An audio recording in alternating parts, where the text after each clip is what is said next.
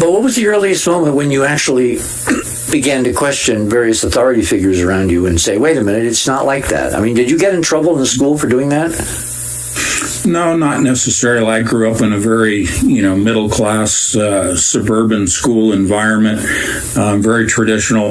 In fact, I grew up just over the hill from UC Berkeley and attended UC Berkeley. And I grew up, I'm 60, almost 63, grew up in the 60s and the turmoil of Vietnam and the protests. And so there, that whole thing of relevancy to life and what we're doing and questioning was built into, my school years, my formative years. And then when I was at Berkeley, of course, the protests were everywhere. So I think it was thrown in my face to question authority, question the norm. So you basically, you went into a medical field, went into the paramedic field, but you actually had all these other disciplines and curiosities that you were pursuing. I mean, you basically were a generalist, and you, from your bio, it looks like you dipped freely into the font of all kinds of knowledge. Yeah, I have an insatiable desire to read. I mean, I read, as you can see, a broad spectrum, and it's always been that way. And it is a curiosity. It is a love of research. It's a love of connecting the dots. And what drives me, I really find myself led to certain areas in science, and I was led to CERN. I think I first became aware of CERN's activities when I was in the nuclear surety sector of the U.S. Army and overseas in Germany. And then when I separated in 1980 is when I really started to get into reading more of the, popular science, popular mechanics coverage of CERN. And it really wasn't until 1998 that they really pulled the machine, the collider, the large main ring together. And at the point that they started building the main ring is when my research was really honed and focused in on CERN, because I really saw the fascination of science and the appreciation of the engineering. But then it began to unfold like a flower, this hidden side that you had discovered and you described in terms of NASA. I had a similar sense and then revelation or revelatory process about what was going on at CERN. And that really hit me about, let's say about 10 years ago, that I really started to see the nefarious side. So, okay, let's delve into that. What is it makes these high science, high technological projects on the surface look like we're supposed to see them? But when you dig beneath the surface, you find there's all kinds of other stuff going on that shouldn't be within 4 light years of science. Mm-hmm. How do you reconcile that? What were your first clues, and why did you pick CERN? I mean, we all have a whole bunch of other high, atomic energy colliders. We have SLAC, we've got Brookhaven, we've got Fermilab. What made you look at CERN and define what CERN is for people that may not have been following this? Well, CERN, first of all, is it's a science organization, that was broke ground in 1954, and the purpose of CERN initially was for computer modeling of nuclear warheads, nuclear research. We moved into the test ban treaties. We ended up with needing to advance warhead development in computer modeling rather than below ground and above ground, testing. CERN was principally charged with the advancement of nuclear warhead research. This is where computer modeling of all sorts really had its start, even before the internet. And of course, people have heard that CERN was responsible for founding the World Wide Web, and that was for the distribution of data to laboratories around the world so that they could collaborate on deciphering the data that's today derived from collisions. And that network, of course, exists today as the ESNet5, the Energy Sciences Network 5. Point is... Well, didn't that also grow out of ARPANET? Yes. Okay. Yeah, and it all ties in also with continuity of government in the United States and all of that development. Well, let's not get too big too soon, okay? Let's walk before we run. So CERN is this Swiss institution for high-energy physics, which is kind of a consortium among the European high-energy physicists. I'm not quite sure which countries would allow other countries to know about nuclear secrets in terms of building bombs, because my understanding is it's a civilian organization, and it really is, at least this is the cover, this is the story. It's only interested in pounding atoms with bigger and bigger machines to find out what they're made of. That's true. And yet, where your question as to the nefarious side of this came in is when I began to dig in at my previous school, UC Berkeley, into the Advanced Light Source building, which houses a synchrotron ring-based particle collider. And I began to realize that DNA sequencing, the sequencing of the human genome, took place because of the advances with particle accelerators, specifically high luminosity X-rays. And those are produced as a function of synchrotron energies in accord with gamma rays.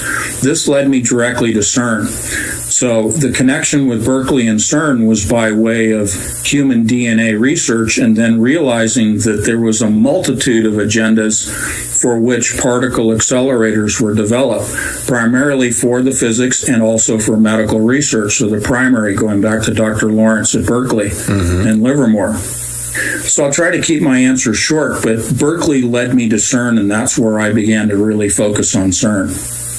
So what were the first major, shall we say, difference from the public perception of CERN that you found out? Well, the big one that jumped out at me was the statue of Shiva. Photo number one. Oh my God, yes. I mean, let's jump ahead, because what I was stunned by the other day, if we go to the othersideofmidnight.com, click on Radio with Pictures, go down to My Items, number one. This just hit the news 3 days ago, and I didn't even know exactly when you'd been scheduled. And it just seemed to me the statue of Shiva leaped out, and all the you-know-what covering that, they don't really work here, and, it wasn't really human sacrifice, and it was all just play. I mean, what the heck was going on with the statue of Shiva in this ritual human sacrifice ceremony that somehow came to light just a couple of weeks ago? Well, it's actually been there. I believe it was installed in 2011. It's a gift from from India, because they have their own researchers and funding going on there, and that was the public reason for putting it there. But I got there to Shiva by way of Oppenheimer and the atomic bomb and Trinity and all of that, where I've become death. So this is all tied in. This is where you begin to look at Oppenheimer's involvement at Berkeley, and then that carries to the statue of Shiva because of the Hindu ramifications. But Shiva is a 3-part male and female deity, typically considered to be a male, but it's the god of destruction, and then the laying waste to a neutral plane of existence, and then a rebuilding of the universe. And that statue encapsulates really what the agenda with CERN is. That's a big order. So we've got this 17-mile wide circle. Is it 17 miles or 17 kilometers? I always forget. 27-kilometer circumference. Okay, so it's all right. And it's underground. It's buried underground. And basically, 300 feet. You've got superconducting magnets that form the coils that kind of guide the electrified particles in this race around this ring at higher and higher and higher speeds. It's the most powerful accelerator on the planet, if I'm not mistaken. Yes, sir. And the ostensible purpose is to basically, using magnets again, to manipulate these beams so they run into targets, they run into each other, they run into special prepared mixes of subatomic particles, all designed, again, according to the mainstream press, to get us deeper and deeper understanding of atomic structure. You're saying that CERN as an institution, as a machine, as a very complex multi-billion-dollar a year establishment, actually has other purposes. Well, let's jump ahead just a little bit and we can come back to it. But the director of CERN, going back just about 4 years ago, publicly stated through their own press releases that their goal is to open portals, gateways to interdimensional realms, to parallel universes, if you will. And when you begin to hear them talking about opening gateways to other dimensions, you can take it from a scientific standpoint and say that they're simply, operating at the quantum level, and they talk about parallel universes because that's what happens when you're in the quantum realm. But if you overlay that with Shiva and some of the spiritual aspects, then you begin to question, what are they seeking by opening? Because their own statement was, we're not sure what's going to happen when we send a message in and what we will get back. And wait, who was talking about messages? This was the director of CERN going back about 4 years ago.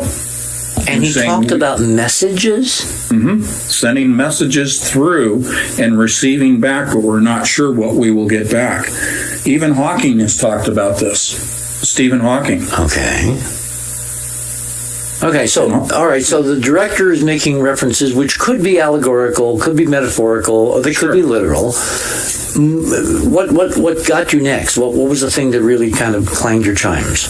Well, what predated the discovery, so to speak, of Shiva, the statue, was really understanding, and this goes back maybe 20 years ago when I realized the location of CERN. It straddles the border between France and Switzerland. Mm-hmm. It's built upon the ancient Roman temple to the god Apollo or Apollyon, and in Greek that means the destroyer, and it has correlation to Revelation 9:11 and the angel to the bottomless pit. That's what first got my attention to look beyond the science at CERN, was the biblical reference to Apollo.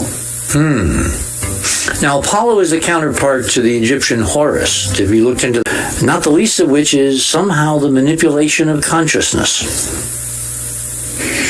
Well, I think that if we go to your next slide and we see the emblem to Cernunnos, the hunter, and there are a number of representations there, number 2, 3, and 4. Okay, we're talking down at your items on Radio with Pictures, past Shiva, number 2, Cernunnos Hunter. Click on these, they get bigger.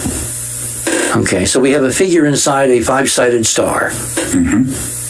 Now, you begin to look at the geometry that's involved. If you look at number 2 and also number 1, the Shiva statue, you begin to see not just the ring, but you see tetrahedrons. And I was interested in your mention relating tetrahedrons to NASA, but I began to look at the geometry of the detectors and the geometry that is related in these symbols here. When you say detectors, you mean the detectors of the atomic particles and collisions going on at CERN? That's correct.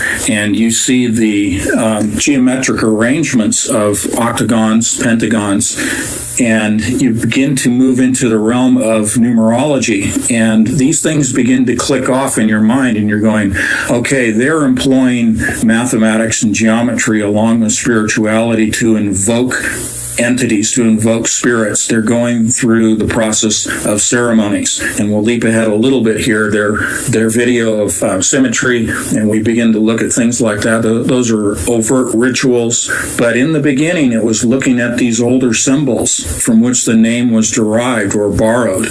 Okay. So where next? And then you look at the symbol for CERN itself, the logo, number 7. Many people have made a lot of this, but I think the easiest one that jumps off is, 666. Now, that could be stretching, but I think that when we look at symbols, we understand that symbols, corporate symbols included, carry power. They are a focus of energy, be it, positive or negative energy, but symbols are focusing areas, and they convey messages to people who understand what the symbols represent. See, what I see when I look at the CERN symbol, the most prominent one is I see a 9. And the reason that 9 is interesting is because 9 is part of the Schlafly 66, 27 lines on the general cubic surface, whose solution is 9, and that's the gateway to this whole hyperdimensional torsion field physics that I'm talking about. So I'm just looking at that and I'm saying, there, wink, wink, nod, nod.